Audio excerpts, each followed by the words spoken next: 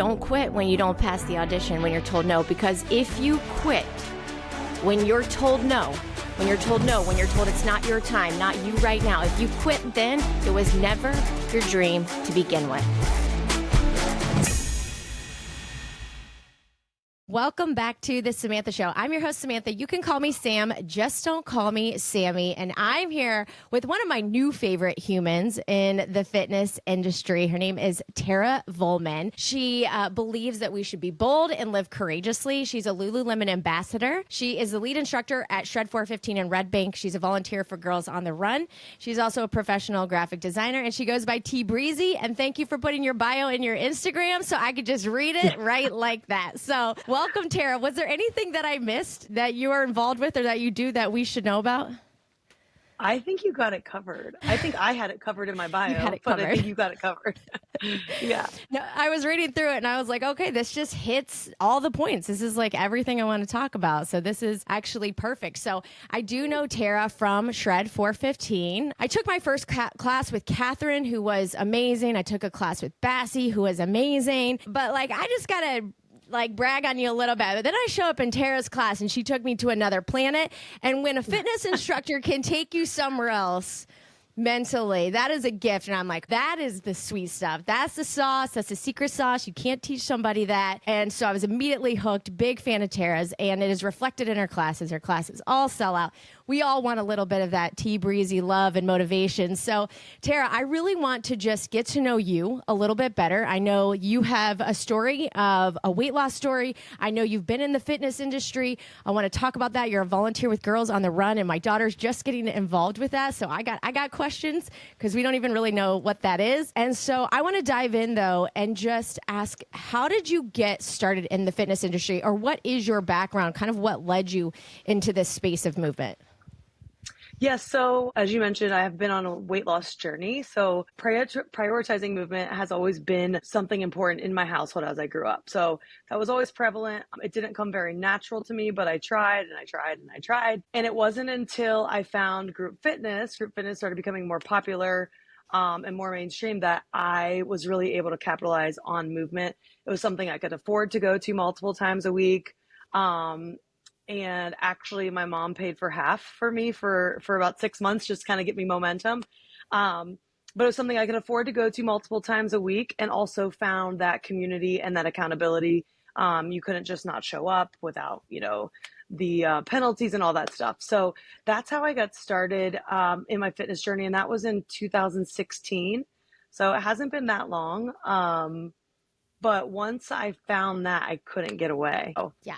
Yeah, and I read on some posts when I was deep stalking your page, you were involved with athletics growing up, right? Or did you play sports growing up? I did, until I went to a really big high school. So until I got to high school, and if you're not top of the top, top 12 or whatever. Right. Yeah. So then there's not really stuff for high school students to do in sports and athletics, if it's not through high school. So, tapped out then. Yeah. So what was your first group fitness class? What got you into it, and then what got you hooked? What were you doing? I went to a group class at the Mayerson JCC. I don't know if you know what that is. Just like a community center in Cincinnati. Okay. And there's like this Cincinnati fitness icon named Joey Patterson. And he's teaches professional fighters. But he also teaches group classes on the side in Cincinnati. So he's just like a great spirit and soul and motivator. And so that's what got me started. And then I went to Orange Theory. And that's where I kind of kept going back. And I think the biggest thing for me with a treadmill-based class is that you're able to see progress quite quickly versus, going to another class and maybe jumping around or something like that. So especially with the weights too, you're able to see progress in both of those areas. And that's kind of another piece that kept me going back. It's funny you said that. I was literally just talking to my mom. She's here hanging out with my daughter. And I was talking long story short, because I was talking about there, I think the best thing about group fitness and fitness is that there's so many options for everybody, like just options to move. And I get really bent out of shape when someone acts like their method is superior to any other method. It's like just move. But I think it's like at the end of the day, there's strength training and cardio, period. Now, how you do that, whether it's cycling, whether it's running, whether it's jumping, it's like there's so many different ways to do those things, but that is what it is. It's strength training, there's building muscle, and there's cardio exercise. And I do love that in these tread classes, I do love that you get both. You get the strength training, and then you also get like the cardio piece of that with the treadmills. So what then took you from, let's talk about your journey as a fitness instructor first. So what then took you, you're taking group fitness classes. When did you decide that you're like, all right, I want to be on the mic. I want to do this for other people? So I was taking class, probably for 2-3 years before I even thought that it was possible. But that was the point, is that I finally thought it was possible, and it became believable for me based on the confidence I had gained through the class. And so one, believing in myself is something I wanted to share with people. And I find that movement is a huge advocate for that. And then two, I was like, I can do this well, like it's in me. Kind of like you said, the sauce, it's in me. I don't plan for it. It just comes out. I knew it was in there, and I was like, I got to let people see this. So, and like no one had ever seen me in that way ever until I taught fitness. So it just been stuck in there, which is kind of cool. Yeah. Okay. Yeah. That's amazing. So you started though, but you didn't start at Shred, did you? No. So, I started with Solid Core, and the reason being is they found me on Instagram and asked if I wanted to come teach there. And I liked the idea of a brand new studio where I could start from the ground up. I had never taken Pilates or Solid Core or Megaform or any of that. So when I went in, that was a real treat, as you can imagine. But it actually was an amazing foundation for all my other fitness shops to come, because you learn so much about the body. You learn so much about cueing movements and body, like being able to speak to the body in the movement. So it actually was a beautiful thing that came first. Yeah. And so then how long did you do that? And was there anything in between before you transitioned and joined Shred 415 as an instructor? Let's see. No.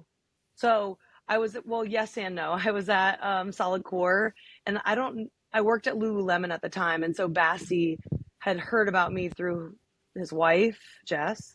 And so then he came to take one of my classes. So that's how I heard about Shred 415. And I'd really wanted to do a treadmill based class, because I feel like that energy is just, there's just something about the energy that comes with it. And I knew I loved it. So that is how that connection was made.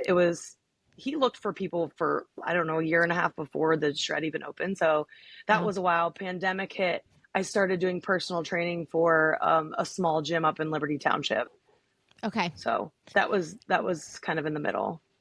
So let's talk a little bit about this secret sauce in your voice, which you knew was in you. And if people are like, what the hell are you guys talking about? Yeah. I'm talking about that motivation that gives you chills when you're like about to tap out, and all of a sudden you've got wings, and you're like, how did I get wings? But I think it came from that instructor over there. And it's next level. And it works with music. Music is huge in how it supports your exercise and your movement, and understanding the balance. We've talked about this, the balance in intense musical moments and the need for softer musical moments to really calm your nervous system down, so you can recharge the same way you need to catch your breath, so you can go again. And there's a lot, and I'm big on not having EDM bangers, 128 beats per minute all throughout, because it's overstimulating you and you're either tapping out or the music's not supporting you anymore. So I love the flow. So you understand this. How did you come to that? You say it was just in you, or have you always been like musically inclined? When you say you like had, like, again, you have to, when did you start giving this motivational coaching and cueing, which is really next level? Was it when you got to Shred? Did you learn it at Solid Core? Did somebody teach it to you? Like, how did you start to develop your voice as an instructor? That's what I'm trying to ask. So the voice part, I say what I would want to hear. And no, like at Solid Core, that shit is hard. And I said what I would want to hear at that time, and kind of the same at Shred. And it's not always speaking. Like someone the other day was like, so do you just say like, you got this? And I was like, not at all. Like that would not make me keep going. Like it's bigger than you got this. And I couldn't even tell you what I say half the time because it's coming from the soul, you know? I often say that I'm like, what divine being enters my body during that fitness Right. class and spits these things out that I'm like, where Yeah. did that come from? Yeah. When I see myself on video, I'm like, okay, damn. Wow. That's amazing. So that's great. Yeah. So when you came into Shred, you're the lead instructor. How did that process go? Were you the lead out of the gate, or did you step into that role after a year or two, or how did you get into that leadership role? Yeah, I stepped into that role after I think it was 2 years. A couple they had a pair of people doing it, and they decided they didn't want to do it anymore. And I was just kind of an obvious next choice, and I had the time and capacity to do it. So, and again, like the thing about being a lead instructor is I'm helping people build confidence in something. There's not many people that come in that room and are like, I got this. And Right. so teaching people that trying something new is amazing and it's going to take work, but you have it in you to do it. So it just kind of ties into my brand or my motto, whatever, my lifestyle. Yeah, I would agree that there is like an added gift of getting to train trainers and getting to empower them to be a voice in a room and to teach them to find their voice and to teach them how to then inspire other people to work hard and things like that. So I'm going to come back to that, but now I want to go back to your personal story, your personal weight loss story, because I want to talk about how maybe this impacts you as a coach or saying the things that you want to hear in class. So can you kind of tell me just the things that you did or what that looks like for you or how long it took you? Just walk me through that story. Did it start in 2016 when you started your group fitness classes? Yeah, it started with that because they had like a New Year's kickoff program. And Yeah. so I had this trainer who kind of took me under her wing. She was like, "Hey, like do the challenge, but also I'm going to give you a little help on the side with food and nutrition and some strength training."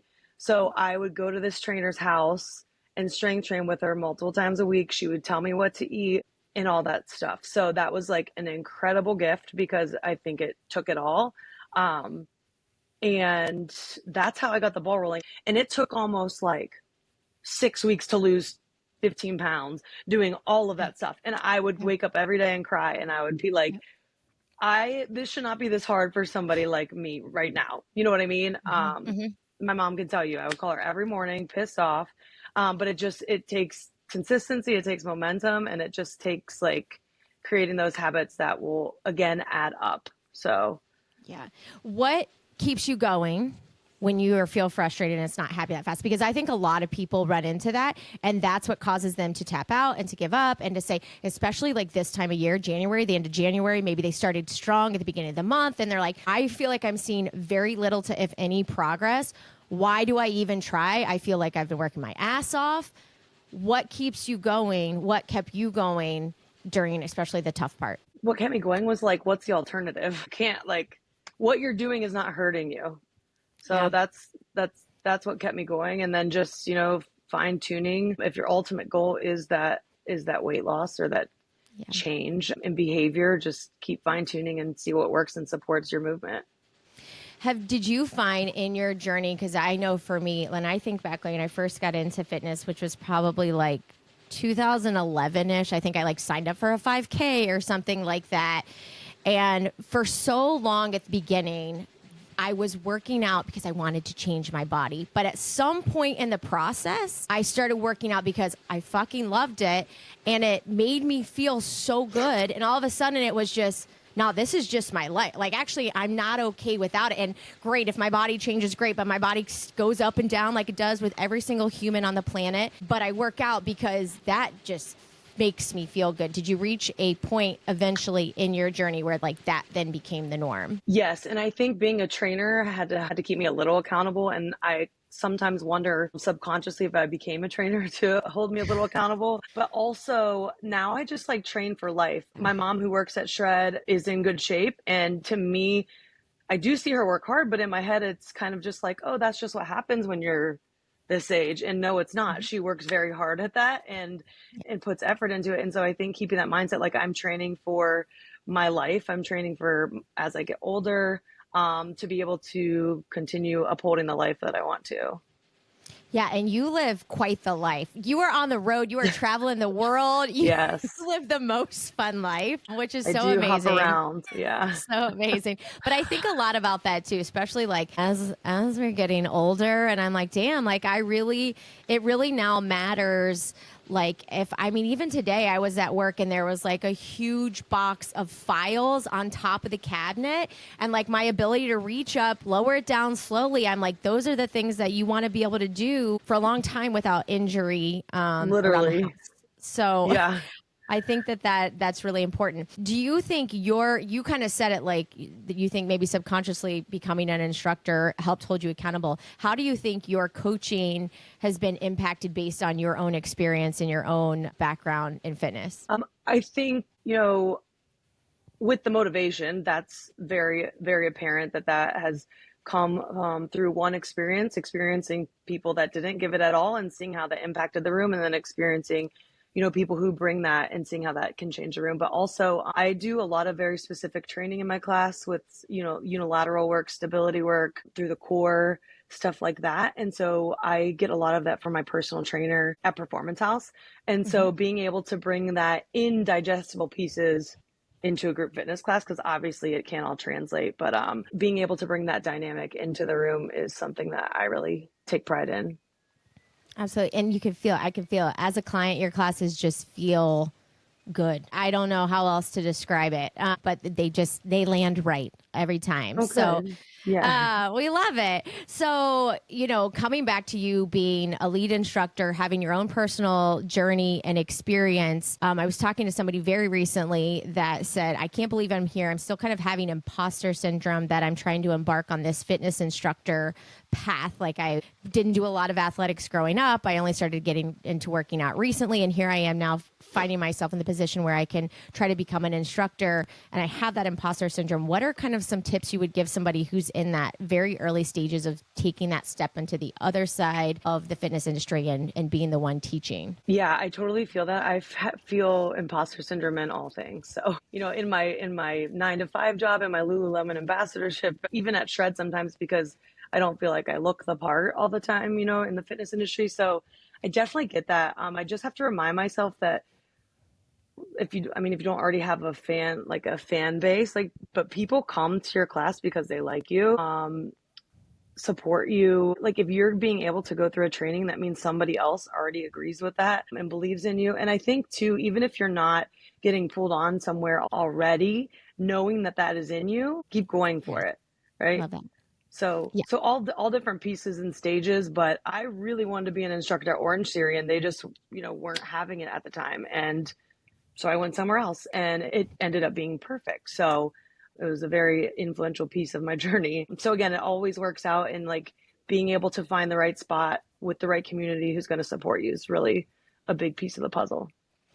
I like that piece of advice too, like being at the right spot and trusting instinct with that too. And I felt that when Cycle Bar Liberty Township closed and I was like kind of going to different places and trying different things. And there were some other studios in Cincinnati that I'd been to. I was like, I even put feelers out to the owners. I was like, you guys hiring? And it just like fell off and I didn't feel the love and all this. And it was like, man, when I got to Shred 415, it was like my whole body was like, this is the place you're supposed to be. And I was like, okay, I'm trusting that feeling. Here we are. So I think there's Yes, a yeah. lot to going with that gut and just feeling like you fit in with the community or you mesh well with the other people that are there. So talk to me a little. You had mentioned just now about your Lululemon ambassadorship. So I'm always in all the Yeah. people who get to be Lululemon ambassadors on my bucket list, maybe one day. So how did that come about? And tell me just a little bit what that experience is like. I worked at Lululemon, which is I don't think that's normal. But I worked there for a season, and so kind of made some connections.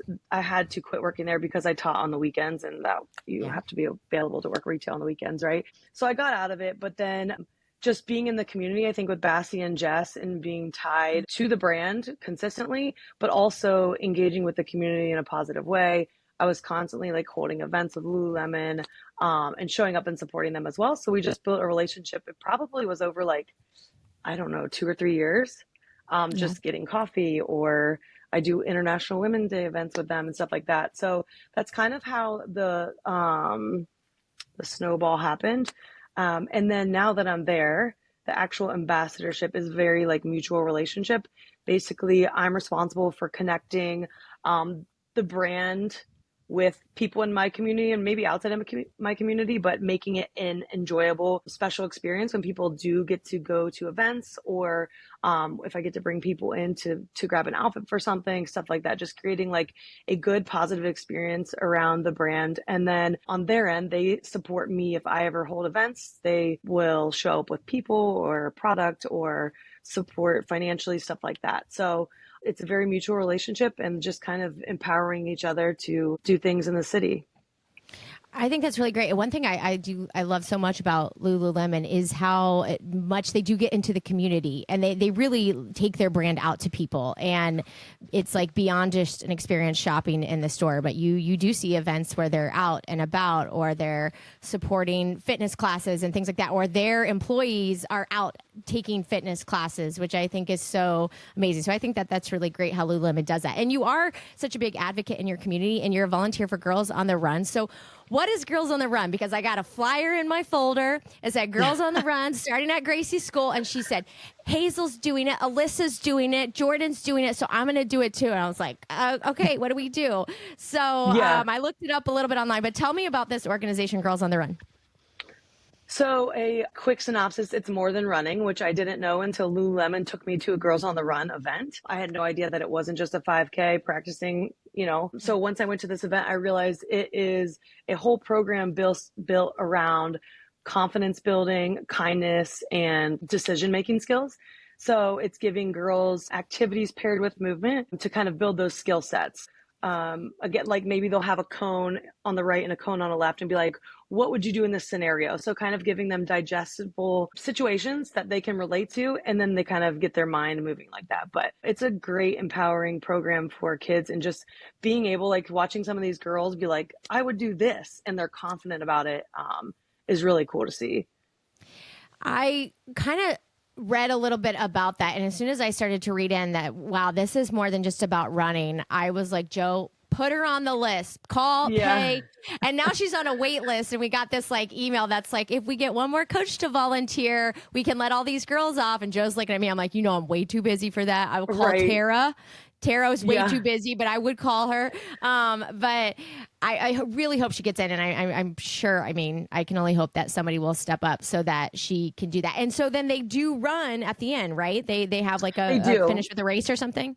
Yep. So they meet 2 times a week. I was able to be a coach last year because since I am on the board, I wanted to make sure like I knew what I was talking about. And so 2 times a week, and they again have a lesson every day, and then they always have running or walking every day. So they'll practice depending on where they're at. Like ours is they try to get so many laps around the school or whatever that looks like. And then they do have a 5K at the end. Yeah.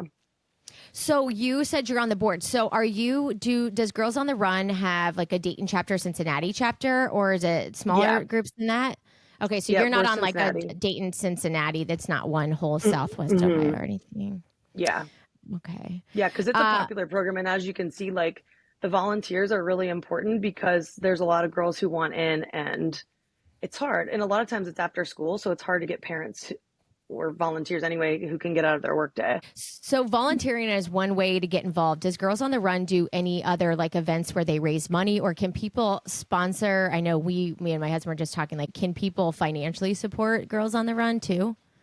Oh yeah, they would love that. But there's a lot of ways to do it. Yeah, you can give your money, but they also have a program called Soulmates, and it's like where you pledge. It's almost like pledging. So say you don't have to tie it to anything, but say I'm going to run the Boston Marathon. That's aggressive. But, I could tie that into Girls on the Run, and people can pledge their money towards that. They have different ways, definitely. And then they always look for volunteers for the 5K. So if you don't want to give money, there's other ways to be involved with time. Yeah. So you got involved with Girls on the Run because of Lululemon, and were you already teaching at Shred as well? Yeah, and actually one of the board members comes to Shred, so it was just like a perfect storm. I love that. Yeah. That's amazing. Yeah. So is there anything else that you are working on or doing in all of your motivation, empowerment, things that you do in our community? What's coming up? Yeah, so I am planning a confidence mindset workshop for the spring. I'm hoping to tie it into International Women's Day. I applied for a grant from Lululemon. I don't know if I got it yet, so I'm kind of on hold because that would determine how I execute everything. So that's coming up. If I don't get the grant, I'm still planning on having it. It might just look different. That is coming up, and I'm trying to get I hope to meet with you soon, just in general I want to get more into speaking about confidence building and stuff like that, paired with some tools that I got from Lululemon. So yeah. Those Empowering are my two more things. people. I'm here for it. Yeah. I'm here for it. So, Tara, we've learned a little bit about you, your story, ways that other people can get involved in the community, and all the great things that you're doing. If you could end this episode with any like words of wisdom, words of advice, like you are here on your stage with your audience, what would you share with them if they could take one message away? Small steps matter. Small things add up. Just however that fits your scenario. Doesn't have to be huge. One foot in front of the other, one shred class at a time. It all counts. Yeah. Yes. It all counts. Well, Tara, thank you so much for joining me here today. I'm real sad I missed your class this morning because it's like those are treats for me. And I know. I'll see you soon, I'm sure. I know. My 100th class is right around the corner, so I'm just saying, okay. Let's go. Let's do it. Let's do it. Well, thank you so much for coming on the Samantha Show. Everybody else, have a great day because you deserve it. Thanks, girl.